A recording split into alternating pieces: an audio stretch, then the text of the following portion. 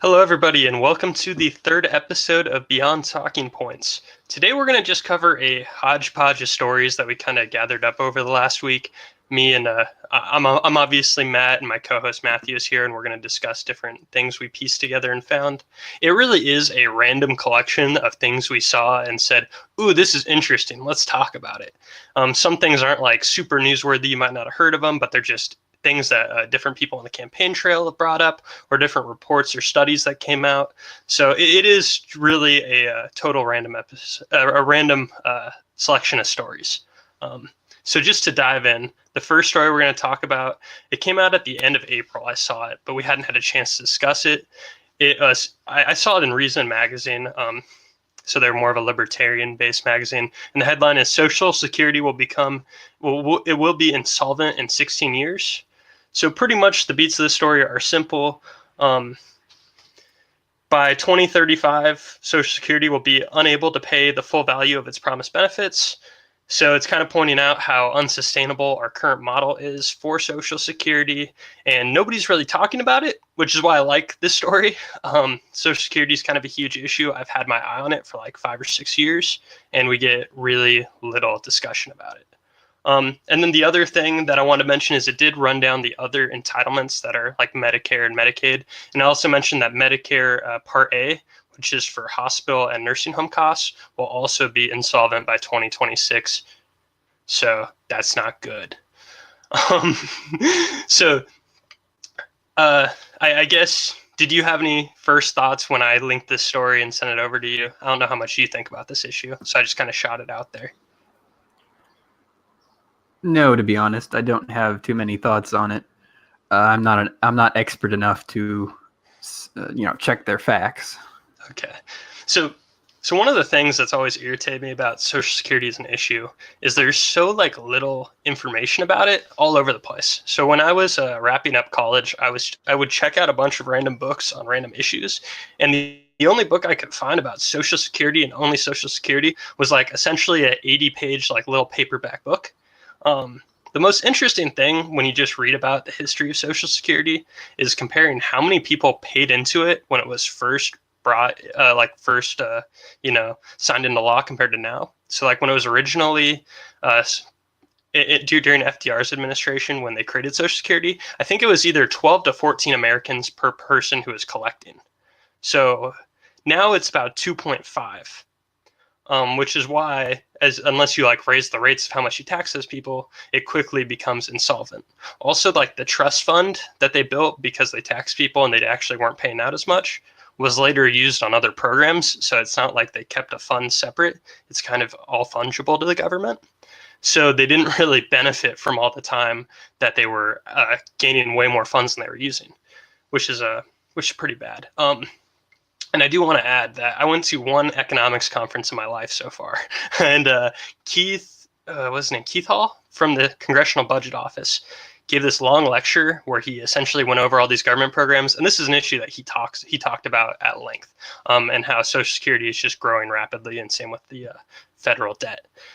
So there's cause to be concerned about it. The main way that I see people fixing it are that there's currently a cap on Social Security for how much you pay into it. So if you make like, I want to say it's $200 something thousand a year, you only get taxed up to that level. And then after that, you don't pay Social Security tax anymore on your income. So there are obvious ways for them to keep it afloat by raising that cap. And currently, Social Security is like universal. You don't have to be poor. So like Bill Gates could collect Social Security. So if they make it so people who are like Bill Gates can't, that might make it a little bit more solvent. But it's just a shame that like nobody's tackling this in any way right now. Nobody in the 2020 field is talking about it. Trump's not talking about it. It's just a non-issue.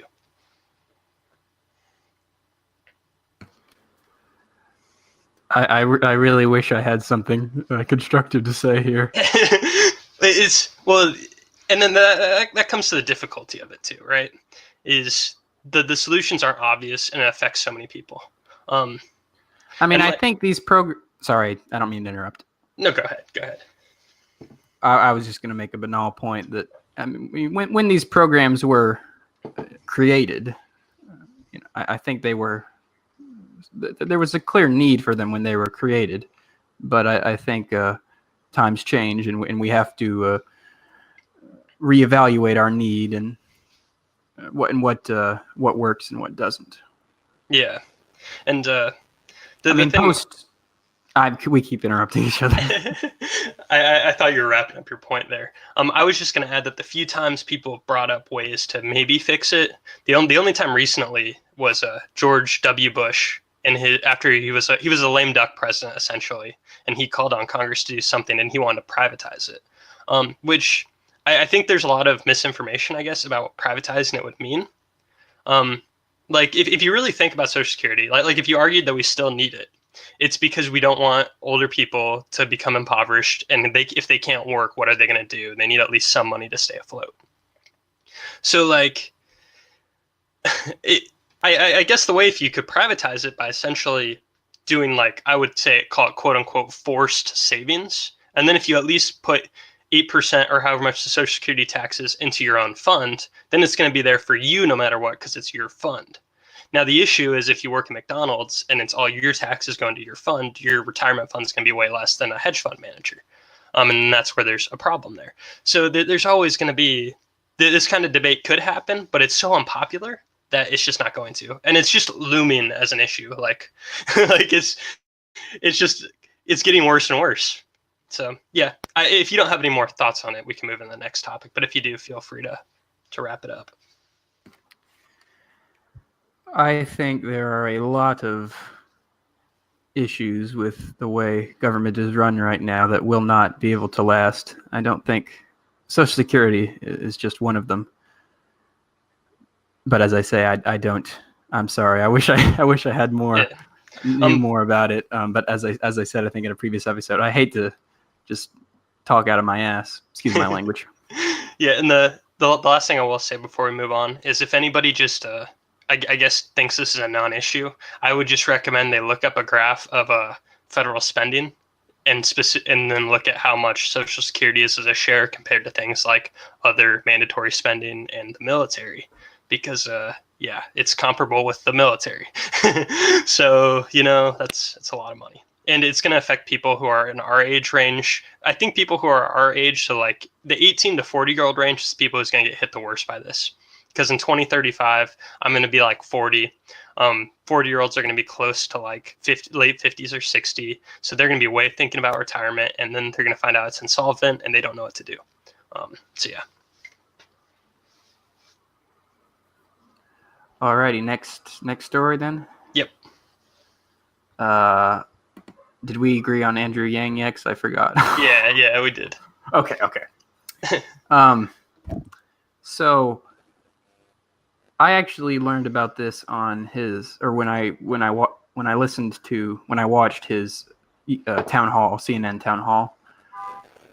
So I looked it up on his website. One thing I like about Mr. Yang is he has a very, I mean, not extremely detailed, but he has a little bit, for most policies he would advocate, he has a little bit of information for it. So he has what he calls a news and information ombudsman. And basically what it would be is an organization, a federal organization, which would curb fake news. He said in his town hall that places like CNN and Fox News, he didn't say Fox News, he said CNN, I think. CNN wouldn't have a problem with it 99% of the time. He said it's the people who are deliberately trying to misinform that would have something to worry about under this organization. Now, perhaps he just hasn't put forth enough information about it, but I wanted to talk about this because I am just very, very suspicious of it. Oh, okay. One of those curveballs again. No, this is good because a funny thing that's going on in this show is I'm kind of predictable, but Matt Matthew is not as predictable as I am. So when he brings up this issue, I kind of since I know that he generally feels favorably towards like Andrew Yang and Tulsi Gabbard, I expected like unadulterated praise for this idea, and I was just ready to go on a rant. But it might not sound as argumentative now. So yeah, go ahead. Tell me why you're skeptical of this. I am always skeptical about censorship. I mean, that sounds kind of like a silly platitude. So let me clarify. Everybody knows that in certain situations, your free speech needs to be curtailed. Obviously, there are certain situations. You know, if I start, you know, making threats to the president and the government thinks that I am a legitimate threat, then there will be consequences. I think was it Oliver Wendell Holmes who said you can't yell fire in a crowded theater. So I mean, I understand there are some limitations, but I am pretty close to a free speech absolutist. Again, I'm not exactly that far, but I'm very close to it, and I'm just very suspicious of the government telling me what is and what is not fake news. I just think fake news is one of those terms that is very hard to pin down. I don't think it's going to be so simple as, oh, you know, he's deliberately misinforming. You know, what exactly is deliberate misinformation? Yeah. I would rather decide on my own what I think is fake news or not, rather than have the government tell me, okay, this is fake news, you can't listen to it. Yeah, so when I first saw this, I had the idea of, okay, we have an executive, a part of the FCC, part of the executive branch, all about news and information watchdog against fake news. Now imagine somebody said that and they're like, that's cool, and Andrew Yang is president. And then 4 years later, you get somebody like Donald Trump and president. Not Donald Trump, because he obviously wouldn't. Well, I mean, if he did get beat in 2020, I guess he could be president again in 2024. So he gets elected again. And now you have somebody you don't like who suddenly is in control of this branch of the FCC that can attack news that he finds, unpalatable. So I just thought giving the executive more power on this front is just a bad idea, even though I don't think Andrew Yang would be the person to abuse it, because he doesn't seem like that kind of person. But I'm just like, oh, do I want a federal... It's worse because it's also the executive branch. So it's like, yeah, there's not a lot of check on that. It's just not good precedent to set. The other thing I didn't like about this is this kind of struck me as a very politician piece of this website specifically, like this web page. It's just so candidate running for office, and it's talking about issues that this clearly won't fix.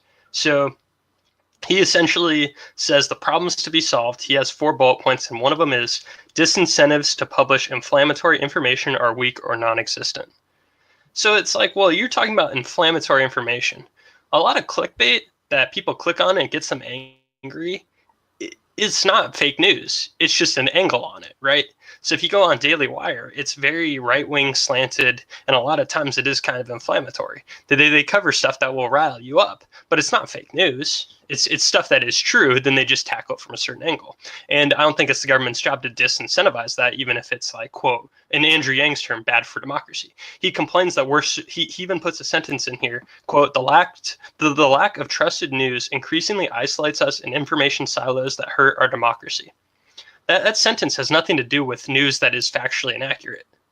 Like, you can be driven to watch stuff that's all left-wing or all right-wing, but that doesn't mean it's fake, and that's not the reason why you're doing it. So it just seems like this isn't going to resolve the issues that he is stating in the context of this policy. So I just thought, I'm like, okay, you're talking about these things, and it's like, I agree that's not a good thing. And then I read about what the ombudsman is supposed to do, and I'm like, okay, that's not the same thing. These aren't issues to be conflated. So this is like just a bad piece of policy, in my opinion. I did not like it. I'm glad that you didn't fully fledge your support. And then obviously the freedom of speech part. It's like, how do you decide that they're doing it intentionally? Sometimes people make good faith errors. Sometimes if your industry is based around putting information out there fast, you might make good faith errors a lot. But a lot of people can screen cap things, send it into somebody, and say, look at all these times they got it wrong on the first jump. Even if they correct it, it's like, well, how do you decide? This is very subjective, and you might be shutting down companies. So I'm not a fan, as you can tell. I wanted to bring up one more point. I appreciate you. You're going on that rant because it kind of segues into another quote from that website. Quote: "Mistrust of media is at an all-time high, making it very difficult to form a consensus on solutions or common goals." I don't remember if you brought up that quote. Oh, I hate that quote. I'm so glad you brought it up. Because I do hear this a lot. I hear people bring up, in the 1950s, I think it was the 1950s, we had Walter Cronkite, and everyone watched Walter Cronkite, and everybody, they knew he was giving it straight.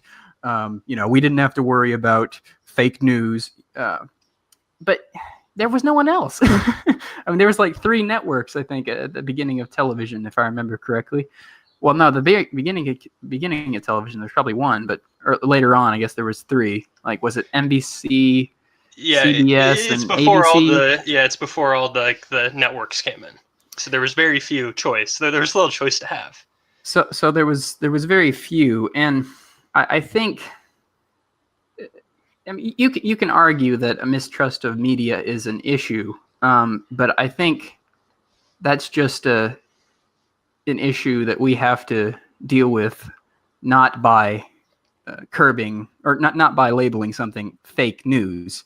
So if we seem more divided as a country, as a world, or however you want to put it. I think it's just because we are getting more information than ever. But I think the getting more information is a good thing. I don't think curbing that information. I don't think labeling some of that information as Fox News or as fake news, excuse me, or labeling that's the Freudian slip right there. I think labeling it as fake news or banning it. I don't think that's the issue. I think we need to try to make sure that as individuals, we need to educate people to be able to make those decisions on their own. Yeah, and I like the quote you pointed out because it perpetuates this fallacy that I think most educated people on the left make nowadays. And this is on the people who try to pretend like they're not ideological, and they imply that if we all have the same set of facts, of course we'd come to the same set of conclusions.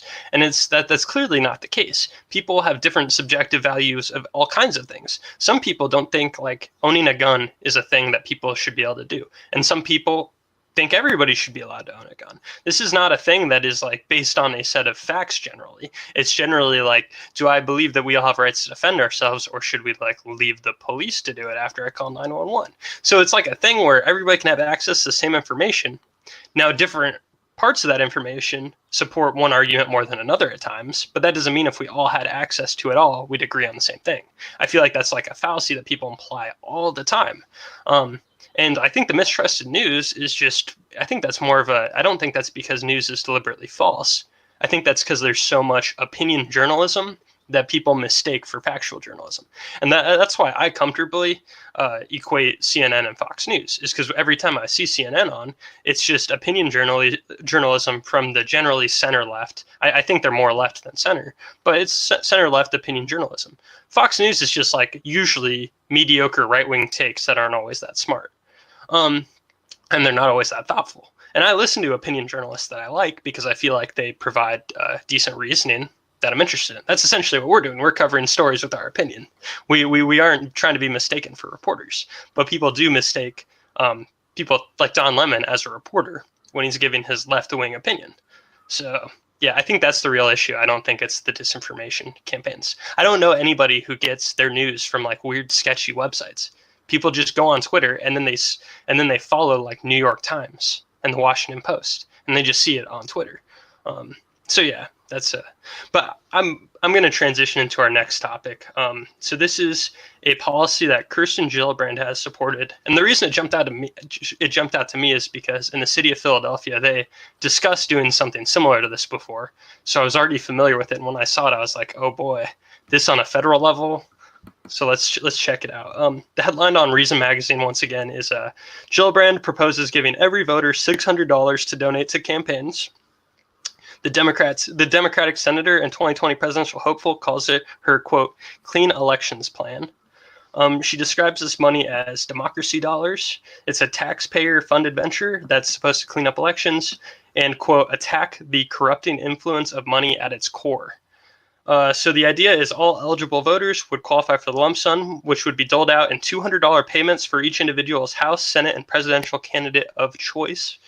And she later discusses that it would be paid for by closing, quote unquote, closing a tax loophole. I'm putting that in my own quotes. The story doesn't put that in quotes. Closing a tax loophole, because I think that phrase should always be in quotes, on CEOs' salaries. So she essentially says CEOs have a tax deductible that she wants to close. That's what a tax loophole is. It's a deductible that they don't like, so they want to close it, and they currently call it a tax loophole. That's why I take such offense that phrasing of it. I find it a little bit dishonest. But she essentially says we'll get the money by closing a loophole for the rich. So, yeah, I feel like you might kind of like this, which is why I brought it up too, because I know you're very much more on the getting money out of elections. So this kind of spreads it out more. But I obviously, as you would guess, I'm not a fan.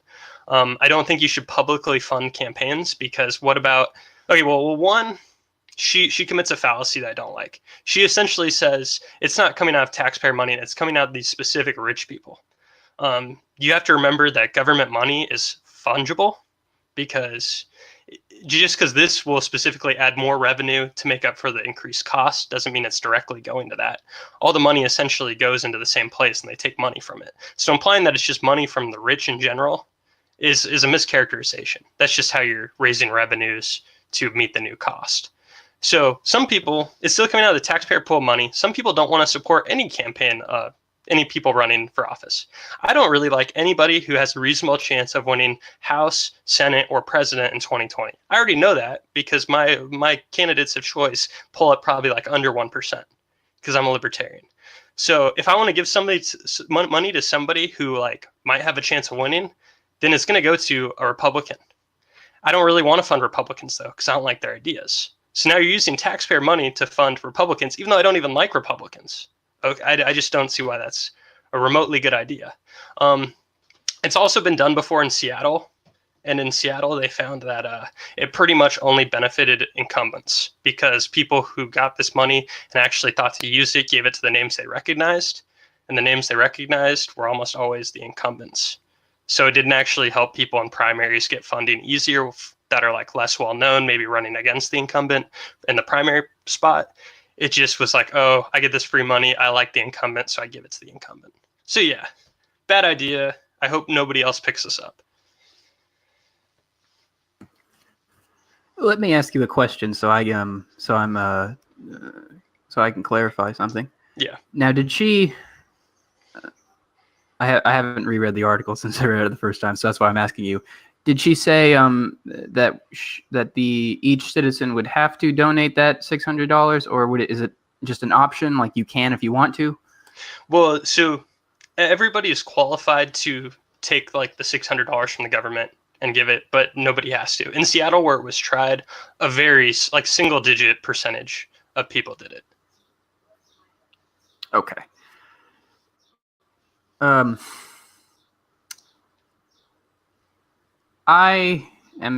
also skeptical of this. I'm sorry to keep giving you throwing you curveballs. I don't see that as helpful. I'll add this because I think that this might affect you. I probably should have mentioned it. It says only candidates who refuse to accept individual contributions over $200 would be allowed to cash in on democracy dollars. The current limit is $2,800, which candidates could still opt to accept if they forgo the publicly funded vouchers. So the idea is you would, by making this a thing, people wouldn't be able to accept more than like a certain amount of money from individuals to get this. So it would lead to more people opting out of taking huge contributions in favor of trying to get more small ones. So I think when I read that, that's when I thought you might be more of a fan of this than I am. So she's arguing that you have to, or that a candidate can't take more than a certain amount of money to cash in on these $600. Yeah. You know, maybe I'm being short-sighted here, but I don't see how that's going to do much. Yeah. I don't.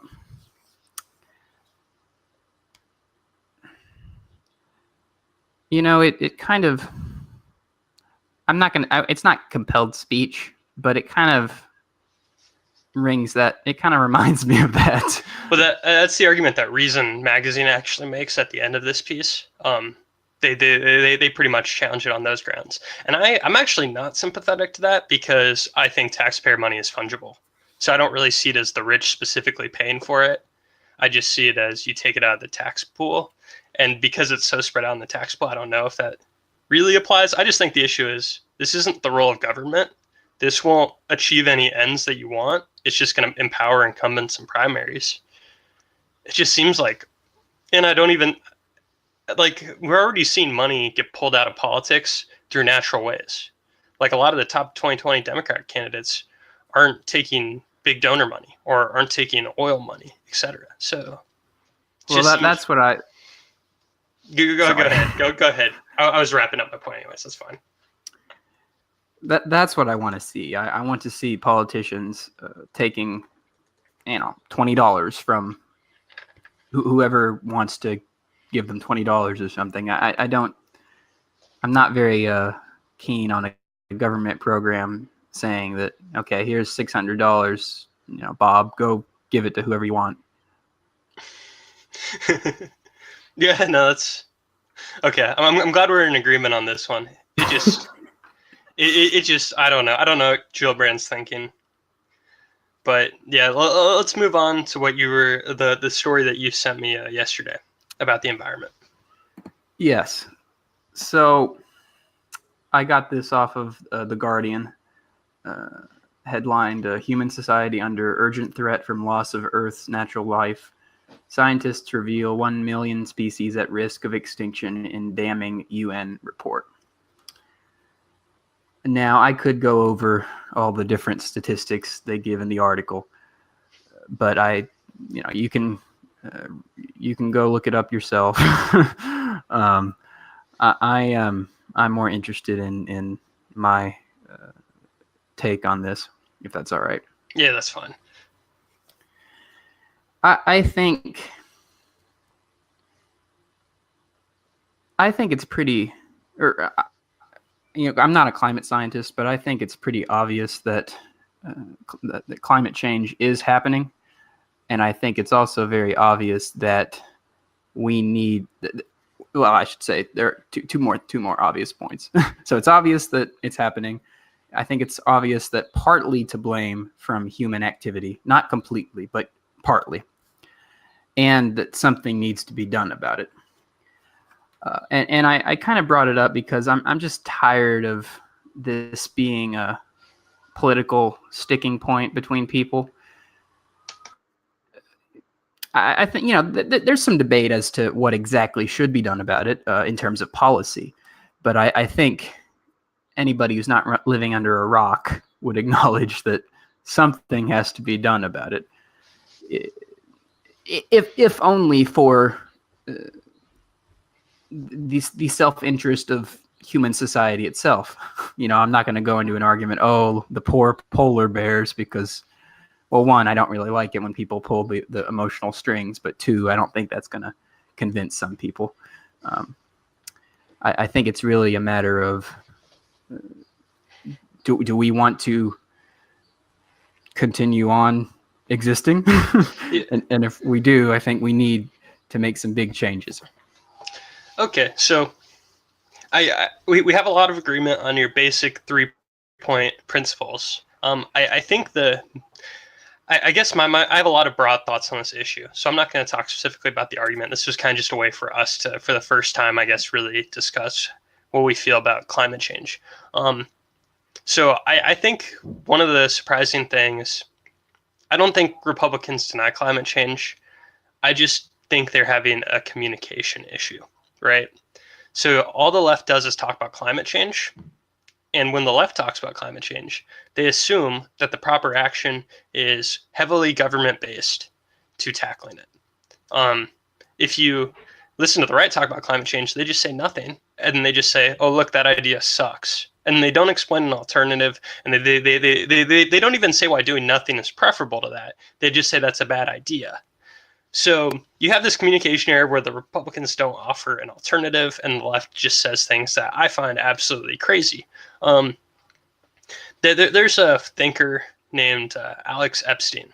He considers himself like a philosopher, but he does a ton of stuff on the environmental front. He used to work for the Ayn Rand Institute. I'm pretty sure he has a podcast where he does like an hour a week all about energy issues. And he wrote this really provocative book with a great title. It's called The Moral Case for Fossil Fuels. Wow, that's provocative. His whole thesis is we should be talking about human flourishing.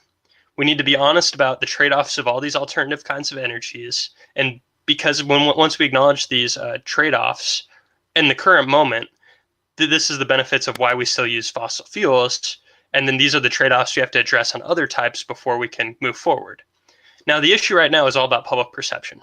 So the left never talks about nuclear energy, even though nuclear energy is pretty clean in all the ways that all the ways we've worked on it, now it's really clean. But nuclear has a horrible reputation because decades ago, tragedies happened. Yeah, sorry, I'm just ranting. So feel free to interrupt. No, you're fine. I wanted to actually come in, for 2 points, actually. You mentioned nuclear energy. It's funny. My grandmother, who's long since passed away, unfortunately, she was a very committed left-wing individual, and she was a part of her life was spent as a anti-nuclear power activist. So she wrote several books about it, none well known, but so my family is because of that, maybe partly for emotional attachment, who knows, is partly very against nuclear energy. I'm a bit more open about it. I'd have to study it more. I'm not completely condemning nuclear energy like my family does. And one other thing I mentioned, or I wanted to mention, I think people get confused when people say, I mean, you hear a lot of people saying, oh, fossil fuels aren't sustainable. I think that's a bit of a miscommunication, because it's not that we're running out of fossil fuels per se, which I don't think is true. I think, from what I understand, the fossil fuels are becoming far more expensive and tedious to get at, but there are still quite a bit of fossil fuels to be mined. Yeah, the issue with the real issue with fossil fuels is what they release into the atmosphere. People always act like we need renewable energy. Like the problem with fossil fuels is the fact that it's non-renewable. But what happens with fossil fuels is every time the prices are skyrocketing and we feel like the supply is low, it spurs a bunch of people to look for more, and then people invariably find more every time. So then it's like, oh, now we found this new thing, and nobody looks for a while because everything's fine. We have a ton. So yeah, the problem isn't that it's non-renewable, at least like for a while. That's not going to be the issue. And there are plenty of places where people haven't looked. So I don't think that's the problem. The issue is the emissions as a result of it. I've read a few books all about renewable energy, and people on the left don't talk about the trade-offs. They just talk about like, oh, wind and solar, wind and solar, wind and solar. I think massive technological innovations are going to be what changes everything. So the issue with solar right now is you can't really store energy from solar panels. If you have solar panels and you're using electricity in your house while the sun's out, then the electricity comes in and it powers your house. And if you're not using all of it, then it goes into the grid and then powers other people. But it's not a consistent supply of energy, because you can have days where it's not sunny. And then at certain times of the day, like maybe like the angle the sun's coming at, you just won't get energy. So it makes the electricity plants that use traditional forms of energy, it makes them have to act in a inconsistent manner to balance the energy shifts from solar. because solar doesn't consistently generate the same amount. So they have to use these other things, and they have to suddenly increase output. So the way that they have to now change their output schedule is inefficient, right? So even though you think, oh, it's better because they use more solar, the way that solar changes the grid, they have to inefficiently use their fossil fuels. So on per unit, it becomes dirtier, even though overall the net's slightly lower. So it's like there's still these issues when you do use solar. It's actually not benefiting things the same way, and it usually makes energy cost more, even though they're subsidized. So there's like clearly all these problems with wind and solar that people don't talk about because they sound cool and easy, and they don't have stigma like nuclear or fossil fuels. I think the real issue here is most people aren't informed. They try to simplify it to being obviously the right doesn't care, and obviously the left knows what to do. So it's just like oversimplification, or people just don't know about the trade-offs. I don't know all the answers, obviously. I think hopefully there's going to be some big technological innovation in the next 20 years. I think if solar panels can harness energy better, and also if they can vastly improve battery storage of power in solar panels, that'll be a huge innovation. And I don't know about wind, because wind kills hundreds of thousands of birds every year because birds fly into them and get murdered all the time. So I actually don't know how much hope there is for winds, because that's a huge ecological disaster. Like there's like a genocide on bats because of wind power. Like it's crazy when you look up the stuff about it. So I actually don't have as much hope for wind, but solar, if they do some innovations, and nuclear, I think, is where the future is. There's also some like really weird ones based on like, I don't know. There's a few other weird ones like geothermal that might have some potential too. But yeah, so I love that it's an issue that we can talk about. I hate that nobody's having discourse that will actually fix anything, because right now it's just the Green New Deal sucks. No, it's good. No, it sucks. No, it's good. And I hate that. I think I agree with you when you say we're looking for efficiency. I think there's nothing to disagree with there. And certainly there are trade-offs which the left needs to acknowledge. I think we might have to make some trade-offs. I mean, I'm not convinced that our way of life now, that everything about it will be completely transferable to the future. But I hope some of it is. Yeah. Because, I like the internet. I like having a car. I like living in a city. There are aspects of modern civilization that I do hope certainly do continue on. So it does raise one thing that I did want to mention that I kind of didn't mention in my rant, surprisingly, even though I did feel like I covered a lot there. The issue is international. It's not a domestic Absolutely. issue. Absolutely. Which is why I don't know how you feel about this actually, but I was very upset when the president took us out of the Paris Accord. Yeah, I mean, I don't like symbolic, useless stuff. And Paris Climate Accord was a what's the word for it? It wasn't a binding contract. It was just like random goals with no enforcement mechanisms. So like, I guess the symbolism is worth something, but I guess I don't value it very much. And it's definitely was not a sticking point for me. I was pissed about it until I found out that it was a non-binding piece of the legislation, and then I didn't really care after. But it's a talking point that hurts Trump all the time. But maybe we can debate about that more. But the one thing I did want to get at with it being an international issue is our way of life in the West. Sure, it's definitely not helping the environment. But if you look at the worst offenders, it's the nations that are not first world nations. Or they're like, and they still predominantly use very, very dirty vehicles. They have like cities that are using like the least clean types of energy in very inefficient manners. And then this is a lot of like Asia, like developing areas in Asia. So that's why like the Green New Deal would have had such little impact on the net climate when people talked about it, right? So it was saying let's make trillions of dollars of trade-off for a 0.2 degree change over like 50 or 70 years.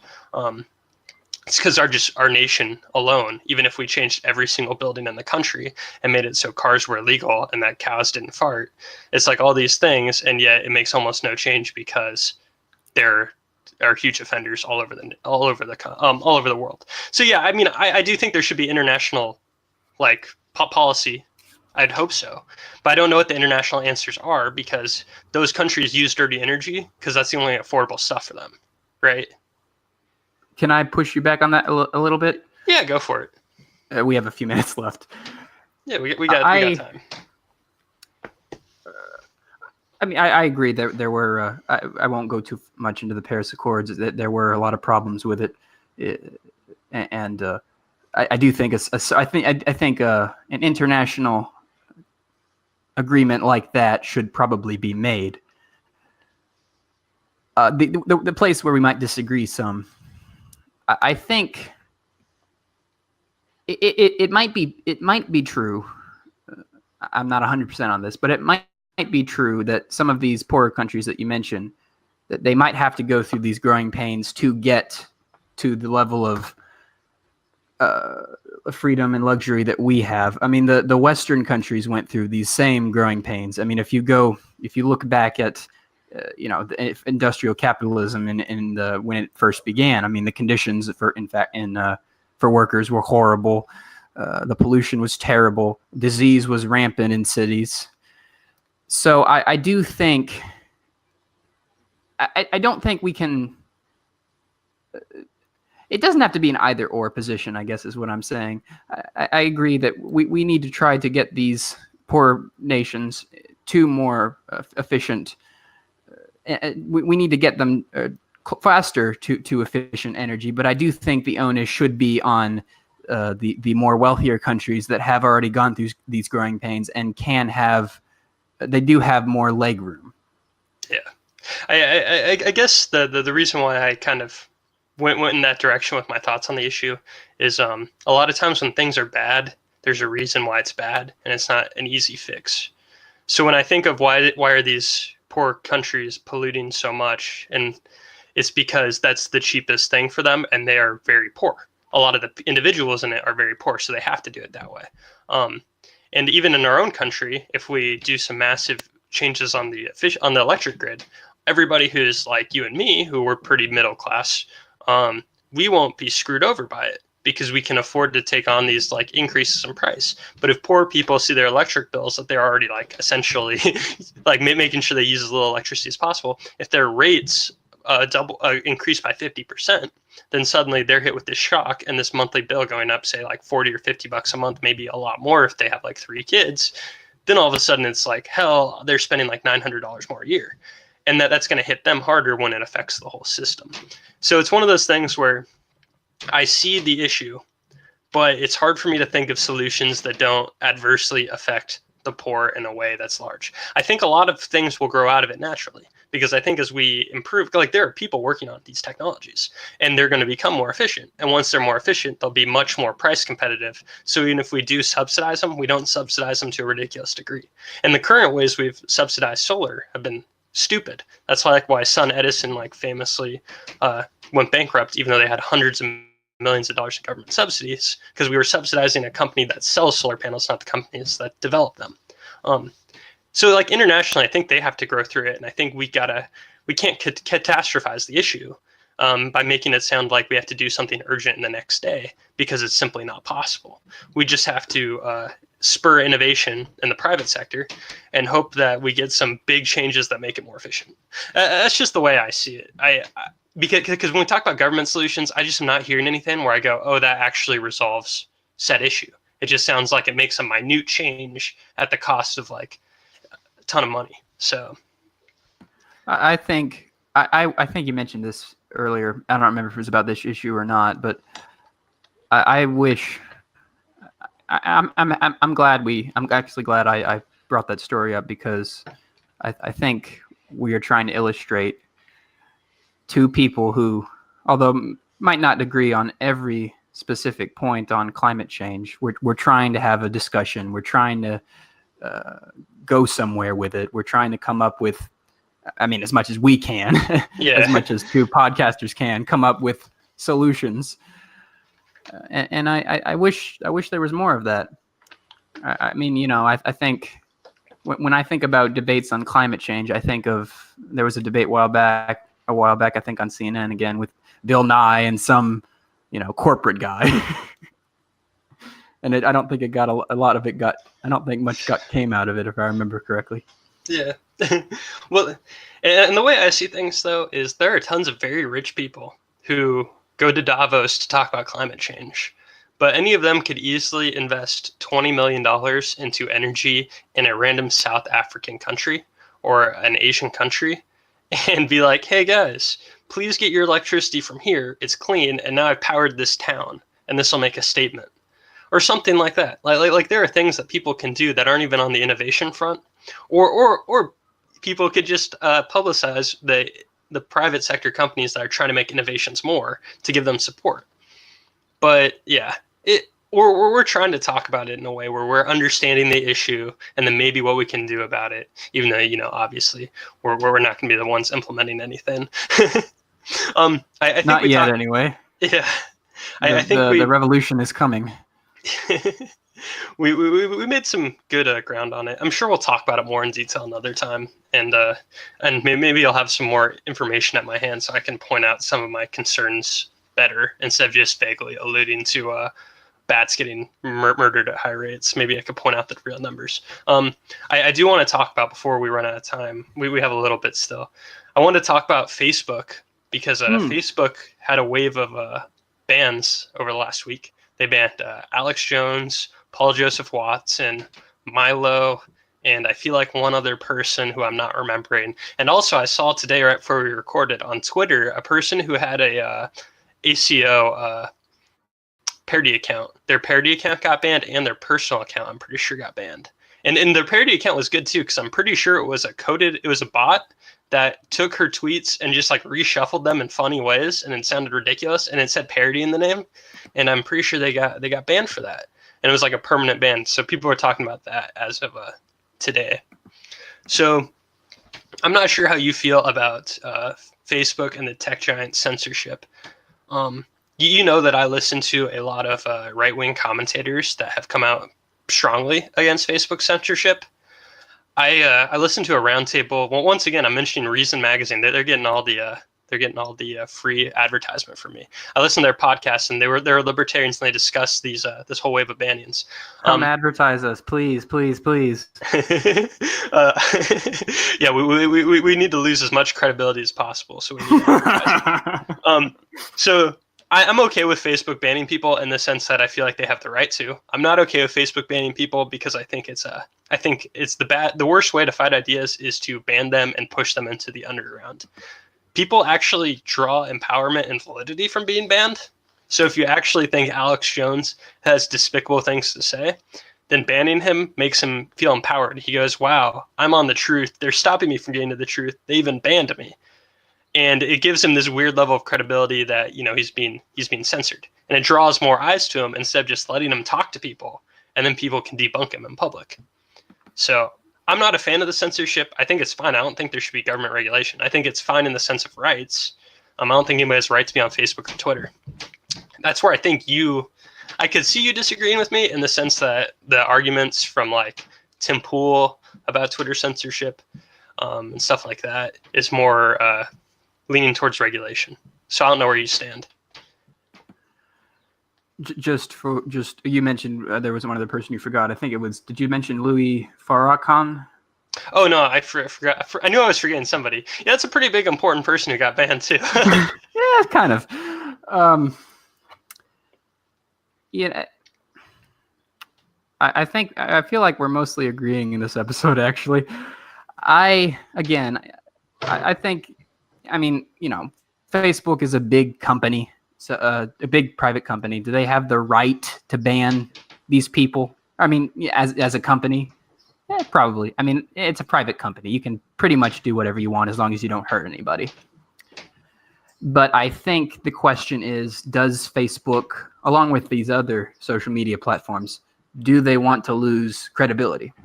I think if they start banning a lot of people, they're just going to lose credibility and people are going to stop using them. So I think that would be, if I were talking to somebody at Facebook, that would be that's how I would phrase the argument. I don't, again, I'm pretty close to a free speech absolutist, so I'm always very suspicious or openly against bans or censorship generally. I don't think these people should have been. If I had been higher up in Facebook, I would not have banned these people. Yeah, but so that's my 2 cents. Yeah, so I feel that a lot. So if you listen to the episode of Joe Rogan where he has Tim Pool on, and then he has Jack Dorsey, and then he has a woman who also works at Twitter, and it's just Tim Pool and that woman discussing bans. And if I've like that made me delete my Twitter account for about a month and a half, and then I made a new one. Because, well, it probably wasn't a month and a half. It's probably for like a month.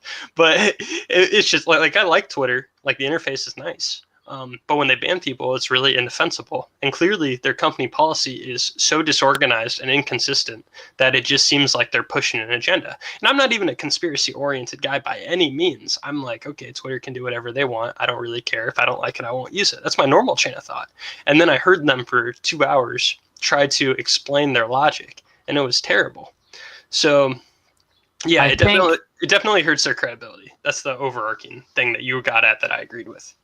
I think a lot of these companies are beginning to react out of fear. I think political correctness has begun to scare people, and I think so now. If you begin to have a reputation as somebody who, you might criticize something about Islam, or you might criticize some aspect of Black Lives Matter or the LGBTQIA plus community, what have you. I think these companies are beginning to fear, oh my God, if we have Alex Jones on Facebook, what's going to happen? So there's ban it out of fear of losing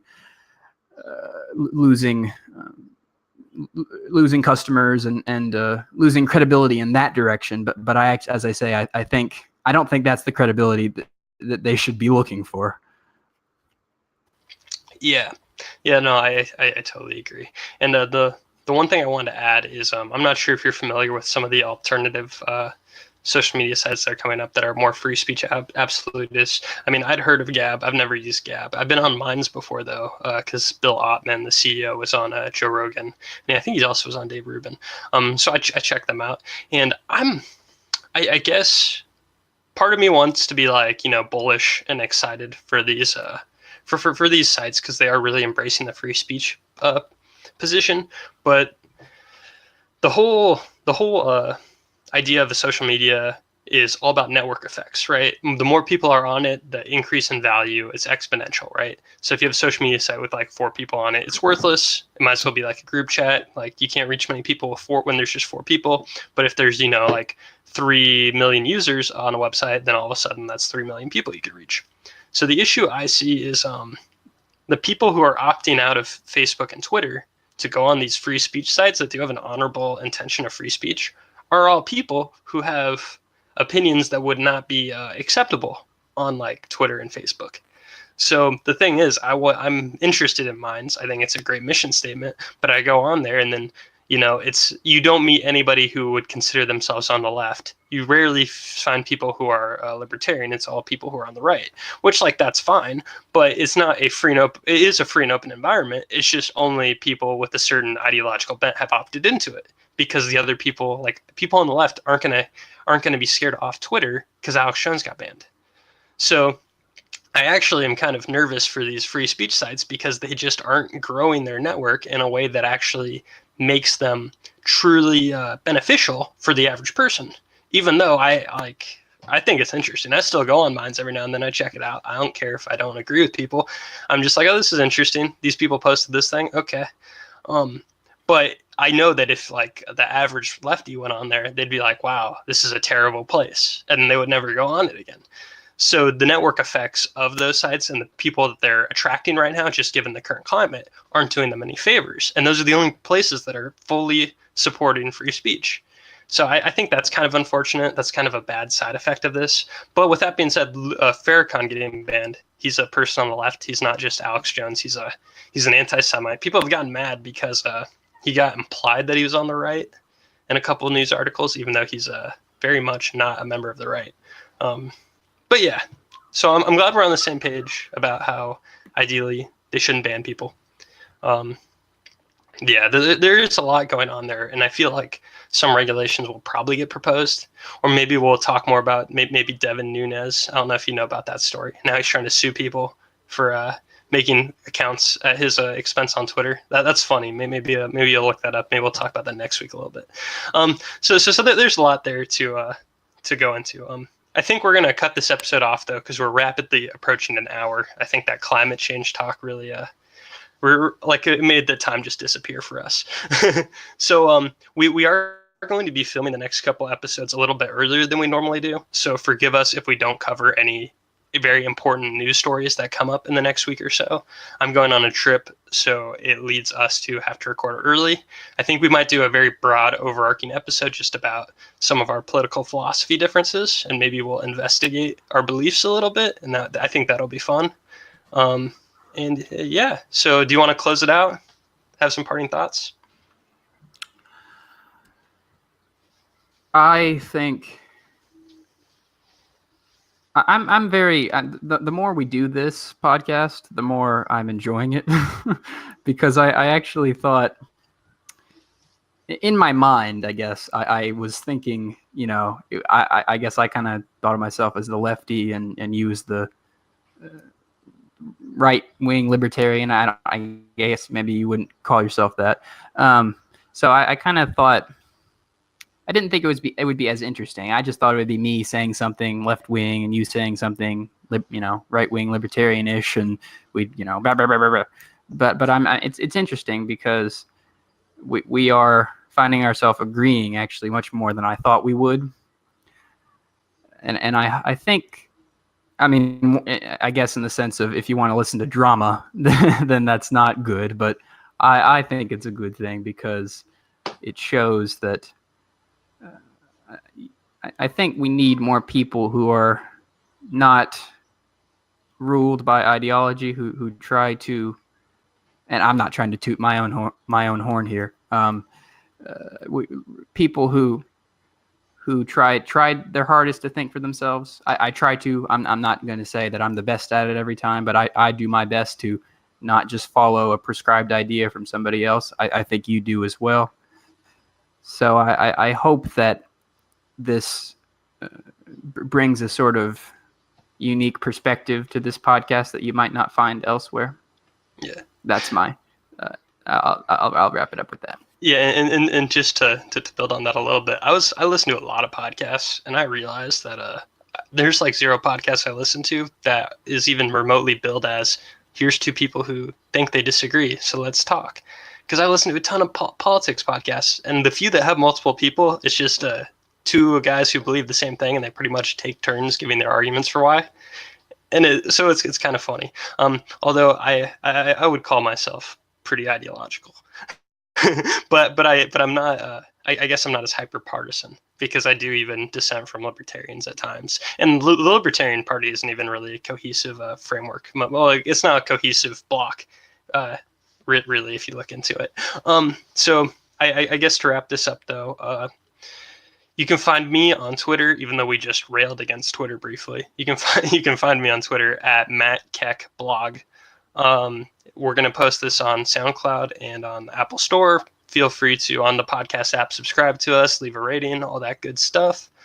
So yeah, Matt and Matthew signing off. Oh, and before we go, you can also find me on my YouTube channel, The Anti-Philosopher. Nice.